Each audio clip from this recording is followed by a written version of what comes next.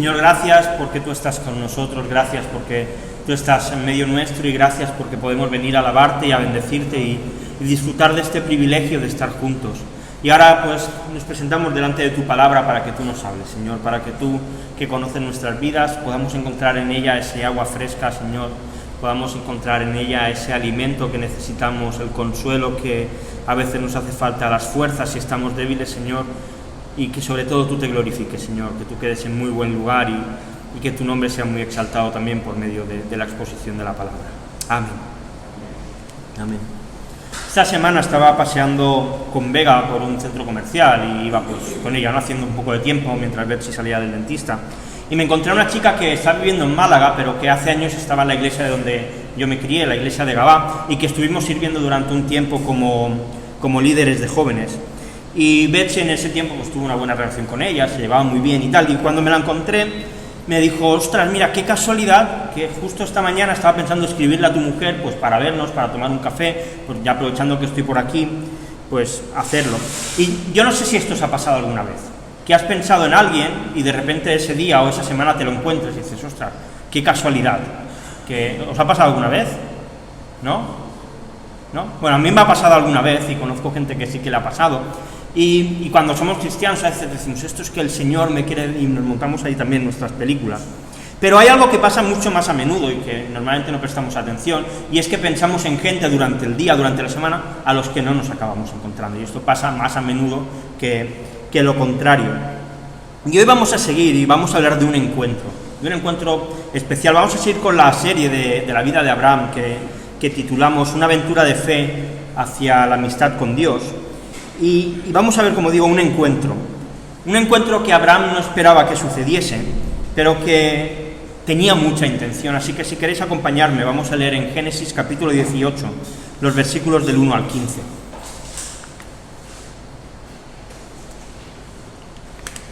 Génesis 18, del 1 al 15.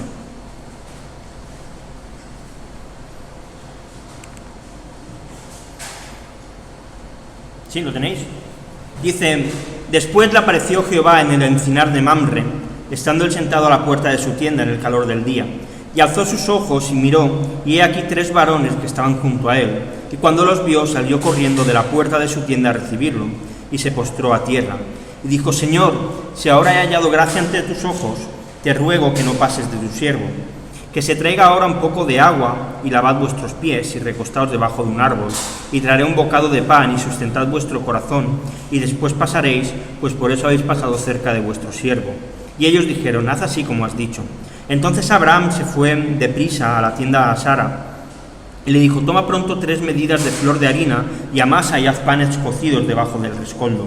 Y corrió Abraham a las vacas, y tomó un becerro tierno y bueno, y lo dio al criado, y éste se dio a prisa para prepararlo. Tomó también mantequilla y leche y el becerro que había preparado, y lo puso delante de ellos. Y él estuvo con ellos debajo del árbol y comieron. Y le dijeron, ¿dónde está Sara, tu mujer? Y él respondió, aquí en la tienda.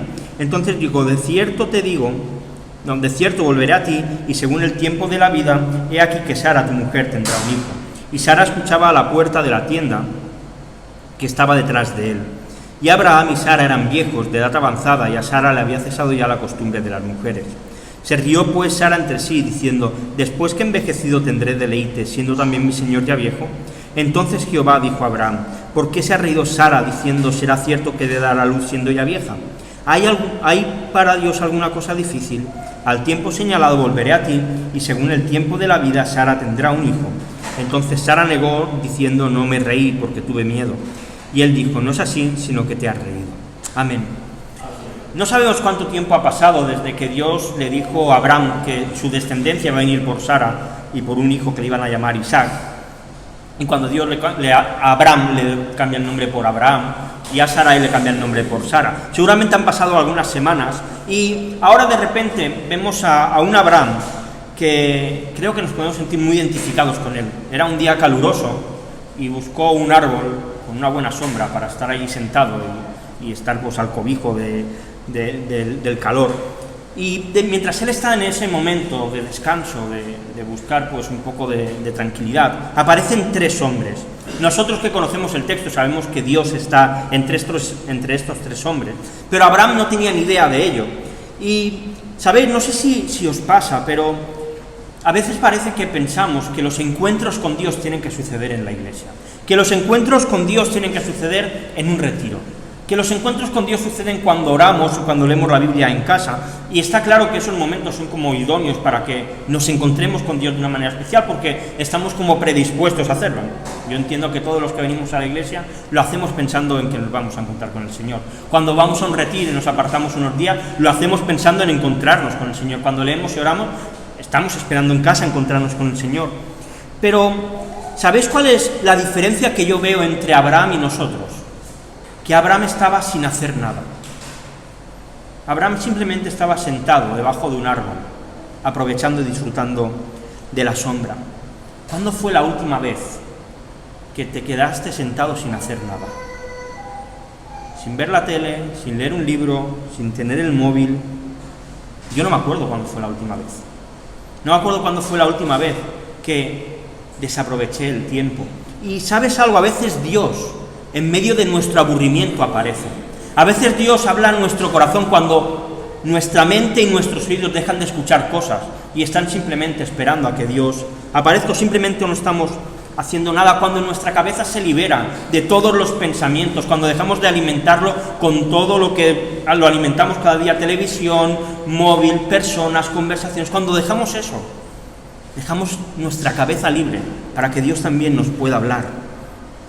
Abraham no esperaba encontrarse con nadie ese día, y Dios apareció allí. Y ojalá nosotros seamos capaces de encontrar momentos también para dejar que Dios aparezca y nos sorprenda en momentos de no hacer nada. Y cuando Abraham los ve, reacciona. Dice que sale corriendo de la puerta de su casa y se postra en tierra delante de ellos. Cuando leemos que se postra en tierra, no se está refiriendo a que Abraham adoró a esos tres que llegaban, sino que era un gesto de dar la bienvenida. En Oriente Medio, en aquella época, era hacer como una especie de reverencia a las personas, porque Abraham iba a ser un buen anfitrión para aquellas personas que le estaban recibiendo. Y cuando veía esto, cómo Abraham no fue tan proactivo a la hora de ir a recibir a estos tres hombres que venían, pensaba en nuestra iglesia. Somos una iglesia pequeñita, y creo que una iglesia pequeña tiene muchos beneficios.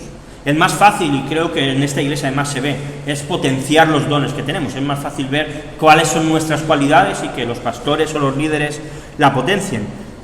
Si miramos, me puse a mirar 6 años atrás, el grupo de alabanza prácticamente estaba Betsy sola, pero ahora hay un grupo con más instrumentos que incluso iglesias grandes tienen. Se nos ha dado la oportunidad de estudiar en seminario que hace la iglesia. Hasta hace no mucho, prácticamente solamente Ramón y yo predicábamos, ahora hay muchos más predicadores, tenemos 3 más entre vosotros. Es una iglesia que potencia los dones, y eso es algo bueno, porque en una iglesia más grande a veces esto es más difícil. Además, una iglesia pequeña hace que los niños como Dylan, como Fran y Misael cuando eran más pequeños, se sientan integrados en el culto y oren en voz alta. Esto en una iglesia grande no pasa ni por asomo, ningún niño ora en voz alta, están jugando pero aquí ser una iglesia pequeña te permite y te da la facilidad de que estas cosas pasen.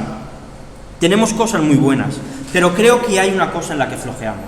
Creo que hay una cosa en la que podemos mejorar mucho, y es en ser hospitalarios. Nos cuesta una barbaridad que cuando viene alguna persona, no suele venir mucha, pero cuando viene alguna persona nueva, ir y saludarle. Nos cuesta ir y darle la bienvenida. Y vemos que Abraham lo que hizo fue, salió corriendo a buscar a esas personas para darles la bienvenida. Y a veces podemos pensar, bueno, ya los pastores que vayan y saluden a los que vienen, que se ocupen de ellos, o que vayan los diáconos, pero es obligación, es responsabilidad de cada uno de nosotros que cuando alguien viene se sienta a gusto, se sienta bienvenido. Y no digo que cuando alguien venga vayamos corriendo, porque se van a asustar, no corramos cuando alguien venga, pero sí que les demos la bienvenida, que les preguntemos, oye, ¿cómo te llamas? ¿De dónde vienes?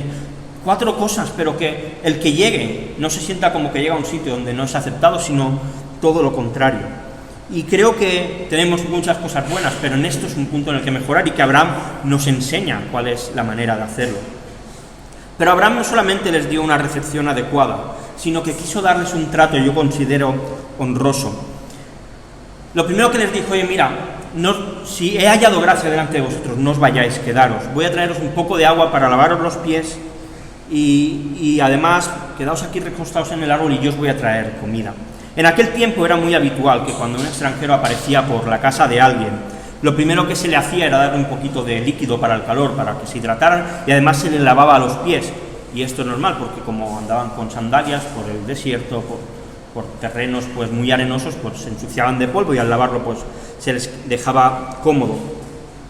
Y se les buscaba un sitio donde dejarlos para que descansaran. Y normalmente se les daba una comida también para alimentarlos. Era muy habitual. Hoy en día en España esto no pasa, pero en aquel tiempo sí, aún hoy en Oriente Medio sigue pasando. Y Abraham actúa muy rápido para acomodarlos. Actúa muy rápido para darles un lugar en el que estar cómodos. Y yo me pregunto, ¿qué tipo de ambiente generamos nosotros allí donde estamos? Y no me refiero solamente en la iglesia. ¿Qué ambiente generamos en el trabajo? ¿Qué ambiente generamos cuando estamos en nuestras casas? ¿Qué ambientes generamos cuando estamos con nuestros amigos? ¿Hacemos que la gente se sienta a gusto?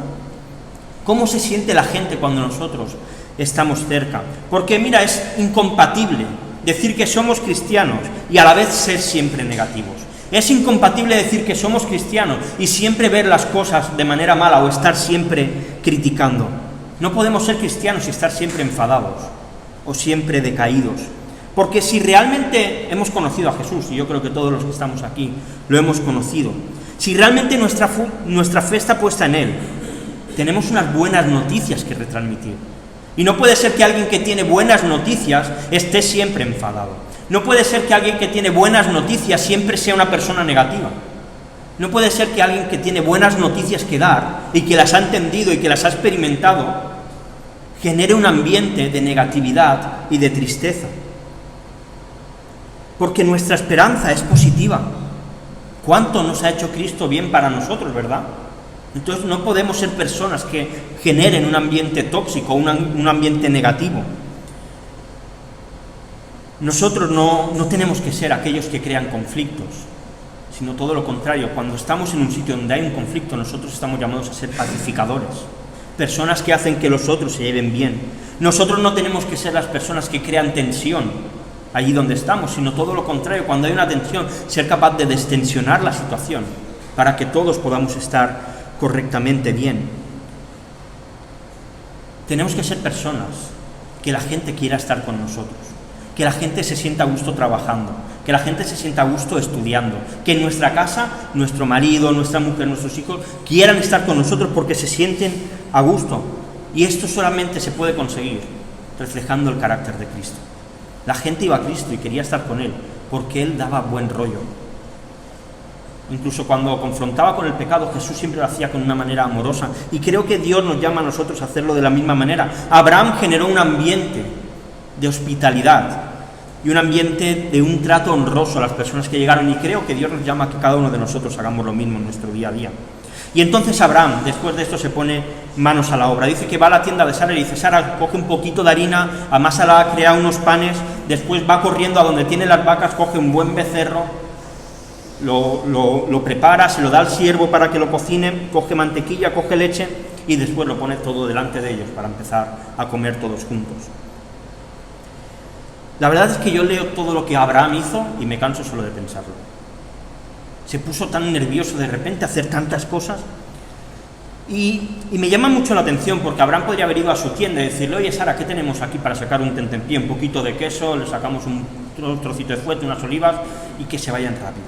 Pero no, Abraham no hace esto. Abraham va a las vacas, coge un buen becerro, lo mata, le quita la piel. Nosotros leemos esto rápido. Lo mata, le quita la piel, lo deshuesa, lo trocea, saca todas las partes, le da al siervo y le dice: ahora cocínalo. Esto llevaba tiempo, esto no se hacía en 10 minutos. No lo metían al microondas y ya estaba el bicho cocinado para comer. No, esto llevaba tiempo. Coge leche, coge mantequilla, coge los panes que ha hecho Sara y se los lleva a sus invitados. Es verdad que Abraham no hace todo, pero sí que toma la iniciativa y Abraham participa. Y creo que muchas veces en la iglesia podemos pensar: bueno, lo que hay que hacer es que ya lo hará otro. En nuestra iglesia es más difícil esconderse porque somos poquitos. Pero a veces podemos decir: bueno, esto pues ya lo hará otro, ya lo hará el diácono, ya lo hará la diaconisa, ya lo hará el pastor. Pero cada uno de nosotros estamos llamados a hacer lo que tenemos que hacer. Si mi parte en la iglesia es los domingos que está Ramón, que está el pastor, encender los altavoces y encargarme de la mesa, si cuando Ramón llega tiene que hacer eso, quizá no se va a dedicar a saludaros. Y entonces voy a hacer que Ramón invierta su tiempo en algo que no tiene que hacer. Cada uno tenemos que hacer lo que tenemos que hacer. No tenemos que ser espectadores de venir aquí, que los demás hagan. Yo consumo un poquito y voy a mi casa.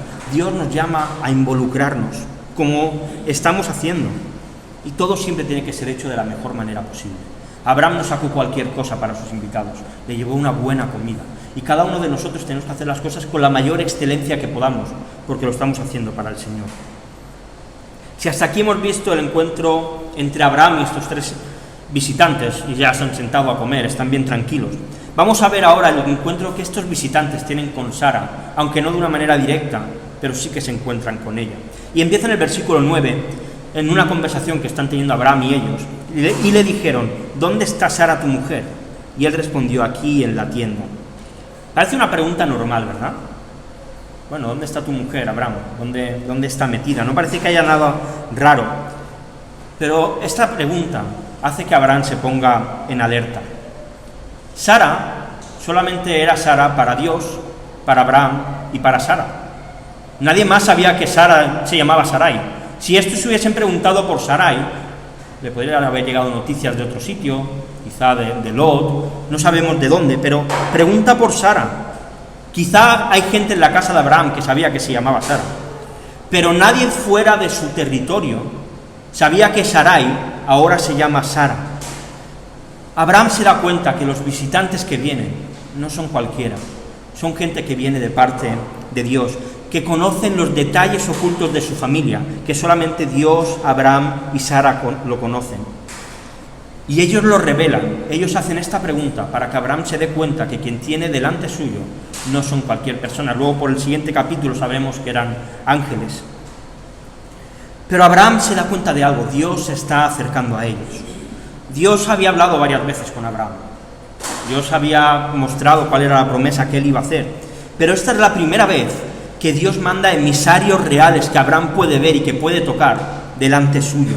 Y uno de ellos, el Hijo, la segunda persona de la Trinidad, está allí para hablar con Abraham y para hablar con Sara. Y es que, ¿sabes algo? Dios siempre viene. Dios siempre es el que se acerca a nosotros. Dios siempre es el que conoce las cosas más profundas y ocultas de nuestro corazón. Dios es el que sabe cada cosa de nuestra vida, que ni nuestro marido ni nuestra mujer conocen. Y Dios siempre es el que se acerca.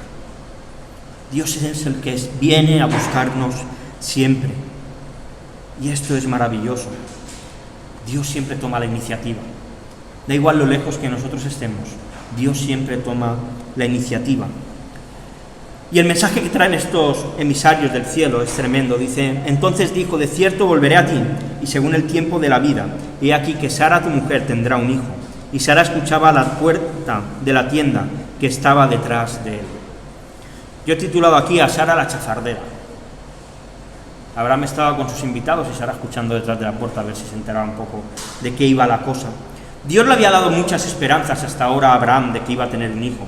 Le había dicho que iba a tener una gran descendencia, que de aquí iban a salir una nación y que iba a ser bendición para todas las naciones. Y que esa descendencia no iba a ser en Ismael, sino que iba a ser en otro hijo llamado Isaac. Y por primera vez, el momento en que va a nacer Isaac ya tiene fecha. De aquí un año, Sara va a tener un hijo. Por fin les ha llegado la noticia que tanto esperaban. Ha llegado el momento en que la promesa que décadas atrás Dios le había hecho a Abraham, ahora ya se iba a cumplir. Y Dios no ha querido darle la noticia a Abraham y a Sara, como lo ha hecho otras veces, simplemente hablando desde el cielo. Dios ha querido ir delante de ellos, cara a cara, y decirles: yo voy a cumplir lo que te he prometido.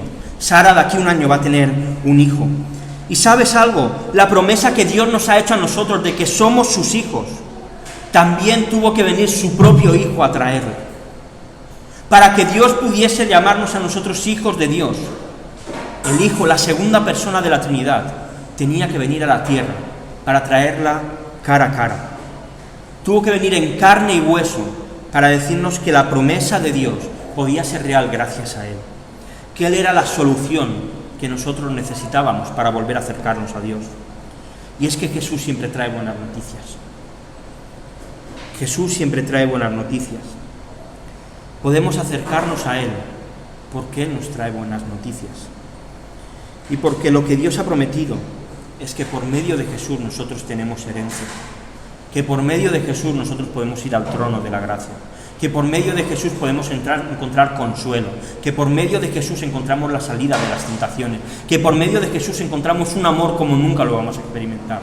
Que por medio de Jesús tenemos un abogado por el cual nadie nos puede acusar.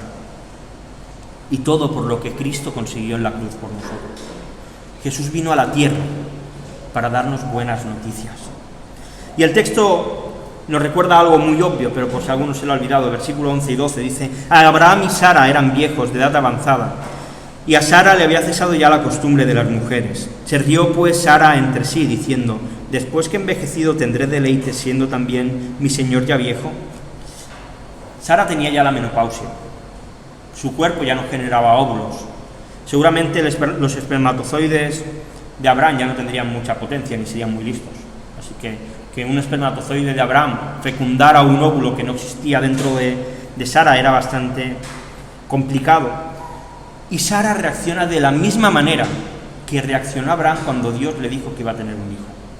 Se ríe por dentro. ¿Os imagináis a cualquier mujer mayor de la iglesia, que tienen pues ya 80 o más, que ahora viniesen embarazadas, con el barrigón de los 9 meses, las estrías, las varices, las piernas hinchadas? Una mujer de esa edad no está preparada ya para dar a luz.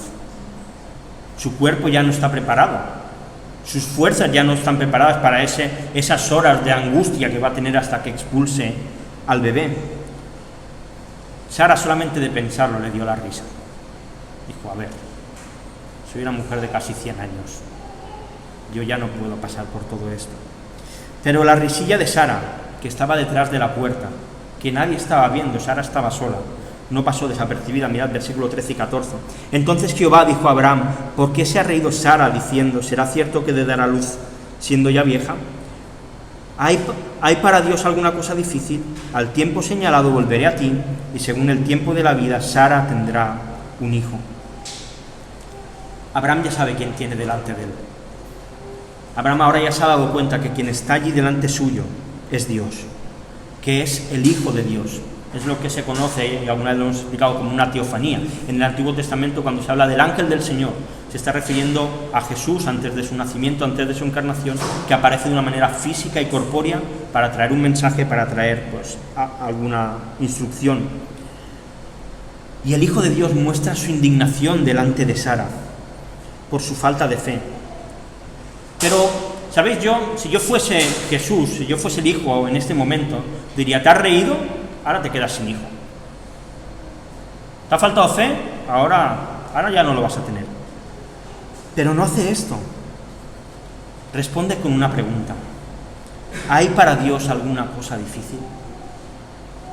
¿Hay para Dios alguna cosa difícil? Él no esperaba una respuesta a esta pregunta. Era una pregunta con respuesta implícita. ¿Qué cosas hay para Dios que sean difíciles? Mira, cuando nosotros dudamos, cuando nosotros pensamos que Dios no va a obrar, cuando nuestra confianza flaquea, tenemos que hacernos esta misma pregunta: ¿hay para Dios algo difícil? ¿Hay para Dios algo que Él no vaya a poder hacer? Cuando tengas dudas de si Dios te va a sanar o no, pregúntate: ¿hay algo difícil para Dios? Cuando nuestro matrimonio vaya mal, porque todos pasamos por crisis y parece que no se va a solucionar, tenemos que preguntarnos: ¿hay algo difícil para Dios? Cuando estás luchando con el pecado y el pecado te tumba una y otra vez, tienes que preguntarte: ¿hay algo difícil para Dios? Ante cualquier circunstancia difícil, tenemos que preguntarnos: ¿hay algo que sea difícil para Dios? Porque la respuesta a esta pregunta siempre va a ser no. No hay nada que sea difícil para Dios. No hay ninguna circunstancia que Dios no pueda cambiar. No hay ningún corazón que sea tan duro que Dios no lo pueda confirmar. Por eso, como está viendo Ramón en Efesios 6, fortalezcámonos en el Señor y en el poder de sus fuerzas. Ahí es donde está nuestra fortaleza, no en nosotros, en el Señor, en sus fuerzas. porque no es con nuestras fuerzas, es por el medio del Espíritu Santo que obtenemos victorias. No es por nuestra fortaleza, es por medio de Dios que nos guía. No es en las cosas que parecen posibles, sino en el Dios para el cual no hay nada difícil. Ahí es donde está nuestro éxito, ahí es donde está nuestra victoria. Creo que tendríamos que tener este versículo en la pantalla del móvil para que cada vez que lo desbloqueemos lo veamos. ¿Hay algo difícil para Dios? ¿Hay algo que Dios no vaya a poder hacer? No hay nada difícil para Dios. Ni siquiera que una mujer anciana, con menopausia, dé a luz a un niño. Ni siquiera que su marido sea también un señor mayor, que por naturaleza es imposible que suceda. Si no hay nada difícil para Dios, entonces no tenemos que dejar nunca de confiar. La esperanza es lo último que se pierde, dice el dicho. Y con Dios es así. Tiene que ser lo último que perdamos. Porque para Dios no hay nada difícil. La verdad es que el texto no nos dice en qué momento pasa, pero en algún momento Sara sale de la tienda y se planta delante de estos tres hombres. Y el último versículo dice: entonces Sara negó, diciendo: no me reí, porque tuve miedo. Y él dijo: no es así, sino que te has reído. Es un final brusco, es un final cortante. Sara dice: yo no me he reído, y el hijo le dice: sí que te has reído, y ahí se corta, ¿no? Esperaríamos quizá pues algún tipo de sí que lo hice y que todo acabase feliz, pero se corta en seco. Y creo que hay dos cosas importantes que podemos aplicarnos a nosotros. Lo primero es que no era habitual en aquel tiempo que un hombre se hablase directamente a una mujer, y mucho menos si su marido estaba delante. Pero el hijo se salta las reglas sociales para dirigirse directamente a Sara. Y lo que le está diciendo a Sara al decirle: tú te has reído, aunque tú me estás diciendo que no, lo que está haciendo es fortalecer la promesa de que ella va a tener un hijo. Y mira, quizá haya momentos en nuestra vida en que no nos sintamos en una posición digna para acercarnos a Dios. Yo no sé si te ha pasado alguna vez, que te sientes tan sucio que dices: yo no me puedo acercar a Dios de esta manera. Yo tengo que hacer algo para poder volver a ir delante de Dios. Pero quiero decirte que si tú has pensado eso, has pensado bien. Ninguno de nosotros somos dignos para acercarnos a Dios. Tenemos un problema cuando pensamos que sí que somos dignos para acercarnos a Él. Pero, aunque no lo creas, cuando crees que no mereces acercarte a Dios, Jesús se acerca a nosotros. Jesús se salta todas las normas y viene a nosotros y nos dice: ven, vamos de vuelta a casa del Padre. Levántate de estar con los cerdos, como el hijo pródigo, y vamos de vuelta a casa del Padre. Él te va a dar un abrazo, te va a dar un beso, te va a poner el anillo y te va a recordar que eres hijos de Él. Jesús viene y nos habla directamente, como hizo con Sara, sin intermediarios. Hay personas que van en busca del profeta para que les den una palabra del Señor. Tenemos la Biblia, tenemos la oración. Ahí tenemos todas las palabras que Dios nos quiere dar. Las predicaciones, yo no soy intermediario de nadie, simplemente abrimos la Biblia y la estudiamos y sacamos de ella todas las cosas que encontramos. Y seguramente, y a mí me ha pasado a veces, que hay alguien predicando y leo el texto y encuentro cosas que el predicador no dice, pero el Señor nos habla a través de la palabra. Simplemente el que se sube aquí ha pasado un tiempo estudiándolo y sacando cosas que creemos que nos pueden ser útiles a todos. Y la segunda cosa, Sara se rió para sí, es decir, en sus interiores, detrás de la cortina. Era imposible que nadie de los que estaban allí hubiese visto que Sara se reía. Pero el hijo sí que lo vio. El hijo sí que vio que Sara se reía, y por mucho que Sara intentó negar lo que había hecho, no había opción de engañarle. Y qué tontos somos, perdona que sea tan claro, cuando intentamos ocultar nuestro pecado a Dios.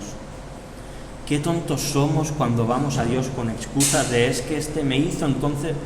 No, si yo peco, yo peco. Y tengo que ir delante de Dios y confesar mi pecado, no poner ninguna excusa, ninguna otra cosa, porque Dios ve lo profundo de nuestro corazón.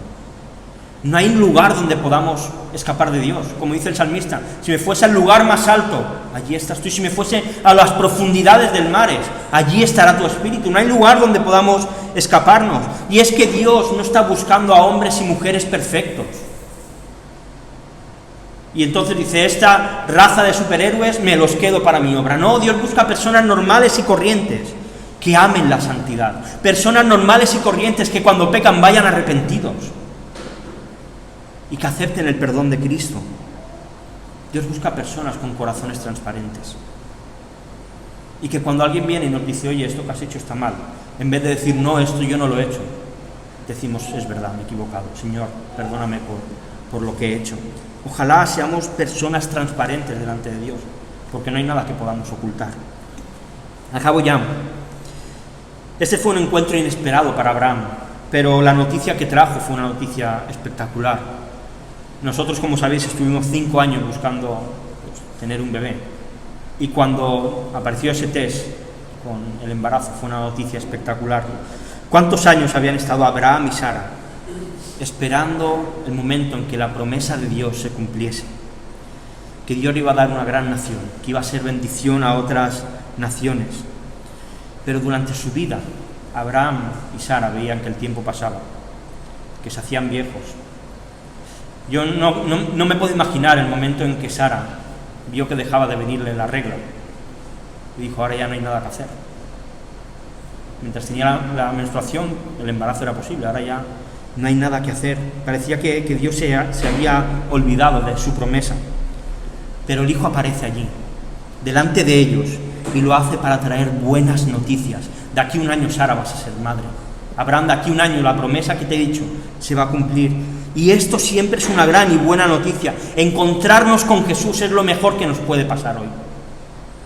Somos pocos, pero Jesús está aquí y podemos encontrarnos con Él, porque en Jesús tenemos la seguridad de todas las promesas que Dios nos da.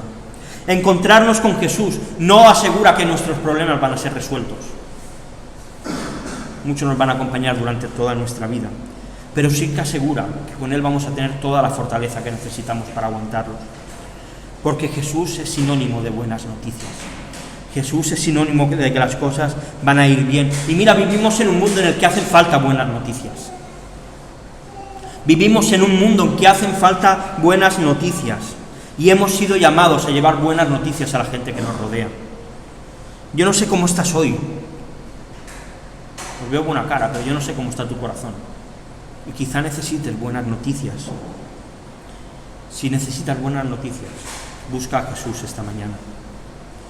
Si necesitas buenas noticias, ve a la cruz y póstrate delante de Él. Porque Jesús se ha acercado. Jesús está accesible. Presentemos en esta mañana nuestra ofrenda de alabanza y de adoración y disfrutemos de la buena noticia de la salvación y de todas las promesas que Dios nos ofrece. Vamos a orar. Señor, gracias por tu palabra y gracias porque podemos disfrutar de ella y meditar y reflexionar, y sobre todo porque tú nos hablas a través de ella y nos corriges, nos das fuerza, nos das aliento. Y gracias por este encuentro que tú tuviste con Abraham y con Sara, porque nos recuerda que tú eres fiel a tus promesas, que tú no fallas nunca, que lo que dices lo cumples, Señor. A veces no al tiempo que a nosotros nos gustaría, pero sí que lo cumples en el momento que tienes que cumplirlo. Y en esta mañana queremos acercarnos a ti para encontrar buenas noticias. Tú nos conoces y sabes cómo estamos, sabes lo que necesitamos. Señor, haz que nuestra alma encuentre buenas noticias en ti esta mañana. Y sobre todo queremos estar contigo, queremos relacionarnos contigo. Glorifícate, Señor, en medio nuestro. Revélanos tu gloria. Y, Señor, sé exaltado por medio de nuestras oraciones y nuestras canciones hoy. Amén.